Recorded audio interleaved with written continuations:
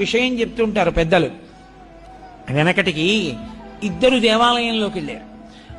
ఆయన దేవుడికి చెప్పుకున్న తర్వాత నేను ఎడదానిలే అని ఒక ఆయన చాటును నించున్నాడు. ఎవ్వరూ లేరు కదా అని ఈయన ఈశ్వరుడి దగ్గరికి వెళ్ళి గట్టిగా చెప్పాడు, ఈశ్వర కృతజ్ఞుడు, ఎంత ఉపకారం చేశావయ్యా, బహుగయ్యాళి భార్యనిచ్చావు, దానివల్ల చక్కగా వైరాగ్యం వచ్చింది, ఏమీ సంసారం అనేటటువంటి విరక్తి కలిగింది. ఈశ్వర నాకు అనుకూలమైన భార్యనిస్తే సంసారమునందు మగ్నుడనై ఉండేవాడిని.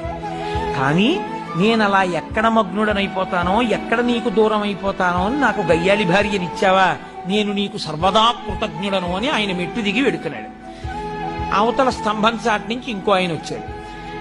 ఈయనేదో వస్తున్నాడని ఆయన అక్కడ ఆగాడు. ఆయన వచ్చి అన్నాడు, ఈశ్వర నేను నీకు సర్వదా కృతజ్ఞుడను, గొప్ప అనుకూలవతి అయిన భార్యనిచ్చావు, అంత మంచి భార్యనిచ్చావు